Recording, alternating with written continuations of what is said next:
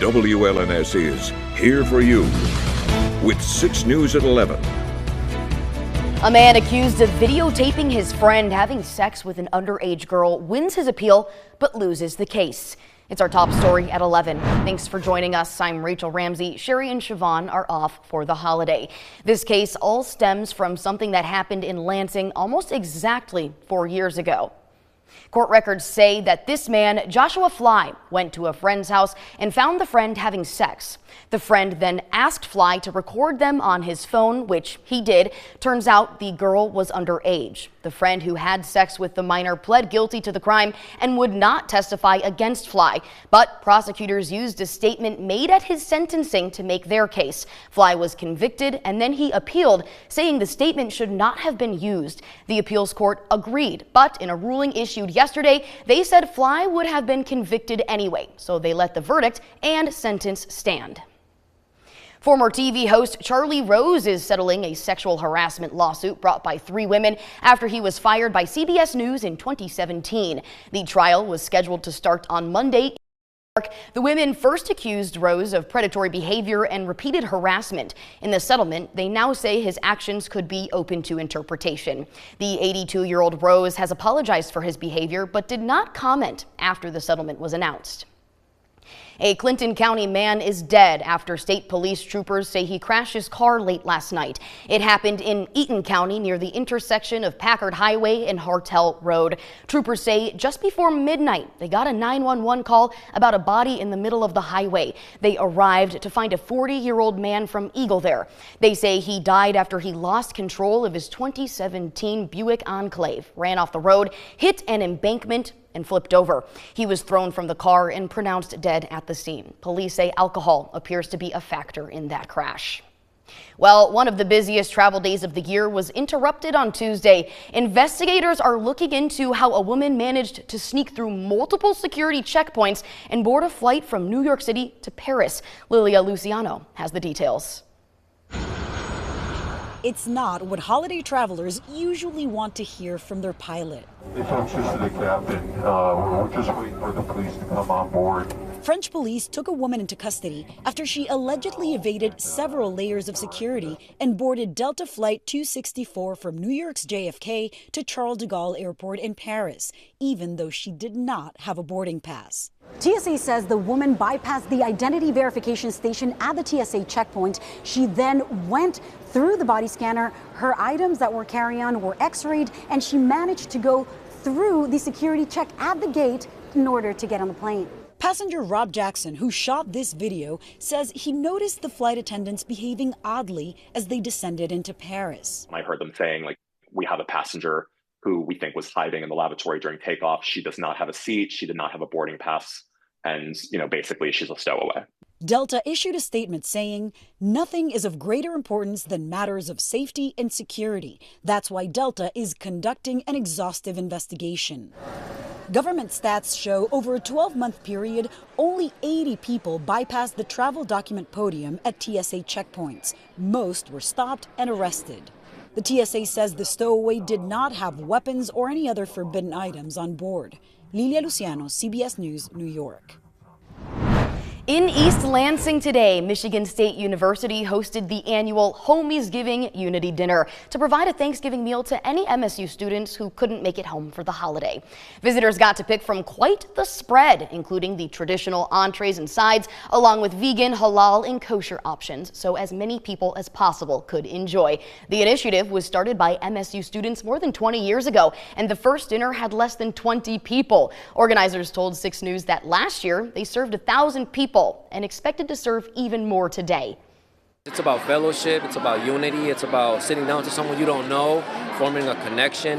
And there are also now a lot of students and families that never celebrated Thanksgiving in their country. So this is an opportunity for them to come and learn about this traditional American holiday and try some food that they perhaps have never gotten the opportunity to try before. Event organizers say MSU's Homiesgiving is a perfect representation of the support that comes with the Spartan community. And over in Lansing at the Cristo Rey Community Center, a free meal was available for anyone who stopped by from noon to 2 p.m. today. 6 News was there right when the event started and the line was already around the building. Cristo Rey had all the best parts of a traditional Thanksgiving meal: turkey, mashed potatoes, stuffing, green beans, and of course, pie. Mayor Andy Shore even stopped by to refresh people's coffees and help slice the ham. And today's event wasn't limited to just food. There were also racks of coats for visitors to choose from to help people stay warm this winter. You know, many in need, need to stay warm and layer properly. In that effort generated, so many coats for individuals. Today, I'm sure that we'll provide coats to over 200 people. Organizers say they do this with the hopes of bringing as much joy as they can. And also on this Thanksgiving Day, there's a kid who got to celebrate one tradition unlike any other. 10-year-old Zach Baca from Howell got to spend the day at Ford Field eating a turkey dinner and watching the Lions defeat the Chicago Bears. As the winner of the Blue Cross Blue Shield contest, My Kids Can Turkey Day VIP sweepstakes, Zach also rode on the Blue Cross float in America's Thanksgiving Day parade in Detroit. From Storm Tracker 6, this is Weather First, sponsored by Auto Owners Insurance. Simple human sense. I don't expect this to be a record-setting snowfall, even all that heavy for us, but it is our snow of the season. So during the overnight hours, it won't take much to get a glazing on some of the roads. So you want to use caution out there tonight. And if you're planning on traveling west towards the lake shore, the snowfall could certainly be a lot heavier. At least for now, though, it has been very light. We've got a dusting outside the station. That is about it so far. However, as we head throughout the rest of the overnight hours and into tomorrow morning, what should be on the ground? I think by daybreak, generally a trace to maybe an inch of snow, and then it continues to slowly pile up as we head through the day. And notice by the afternoon and the evening hours, and by this time tomorrow night, several inches of snow will be possible across the area. Biggest travel impacts. Notice to our west, the areas in red. I think that's where the worst of the travel will be, and obviously to our northwest, kind of the favored snow belt zones that typically see higher snowfall rates during big lake effect events. For us in mid-Michigan, though, some moderate impacts will certainly be possible. So let's look at it. By tomorrow morning, there it is across the entire area, trace to an inch. Some areas could see a little bit more than that, however. Then as we move evening hours, we'll continue to tack on some snow. Now we're in the 1 to 2 inch, maybe 3 inch category, at least in isolated spots. And it continues to add up. Some light snow showers on Saturday gets us into a general 1 to 3, 1 to 2 inch snowfall. This dark blue area along 94, very close to Jackson's, more 2 to 4. So I certainly think 4 inches is within the realm of possibility across Jackson County as well. As we zoom out, notice to the north, again, favored snow belt zones, especially in the UP, could see 6 to 12, maybe 15 to 20 inches of snow in isolated spots. And there's that corridor of slightly heavier snow in southwestern portions of the state. Satellite and radar shows the lake effect continue to crank up to our west and push into mid-Michigan.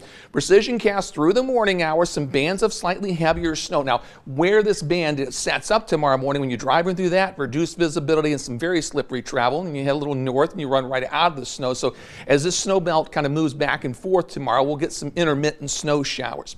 We'll see a bit of a break tomorrow evening and a few more snow showers through early Saturday morning.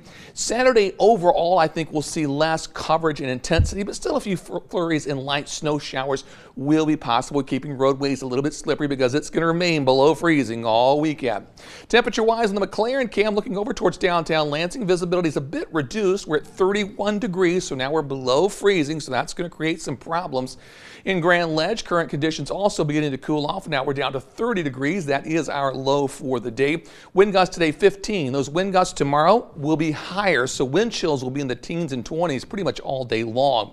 We're at 31 degrees with some light snow showers in Jackson. High today made it up to 36, so it was a bit on the mild side.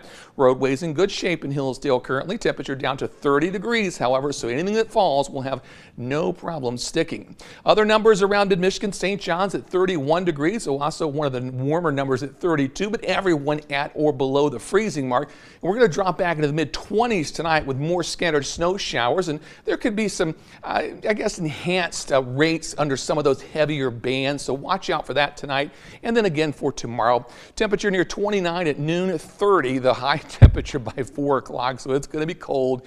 The 6-day forecast. Snow showers, chance on Saturday, a few flurries Sunday, Monday. Then we're looking at more snow showers Wednesday with a high near 32. We remain at or below freezing all next week with more snow showers next weekend and the following week. weeks. So all that warm weather we had this fall, we were so spoiled, and now it's time to pay for it. Yeah, but I have no doubt that no amount of snow is going to keep the Black Friday shoppers from getting where they need to go. Oh no, you got to get those deals. You do, and I mean, a lot of it's online these days, so we're good. That's true. Yeah, thank you, David. And as David just mentioned, it is getting colder, which means the holiday shopping season is upon us. And while you're out there, how about picking something up for kids who might otherwise go without? Because it is time for the annual Highfields Toy Drive. We're looking for new unwrapped toys, books, or clothing, and we're not picky. We'll take anything for infants through 18 years old. You can drop your donation off right here at the WLNS TV studios in Lansing or at participating Ford dealerships. And you can do it anytime through December 15th. The Highfields Toy Drive is just one more way 6 News is here for you. And coming up next, we'll have the latest on the transition from the Biden White House to the Trump administration and some disturbing threats received by lawmakers. So stay tuned. 6 News at 11. We'll be right back.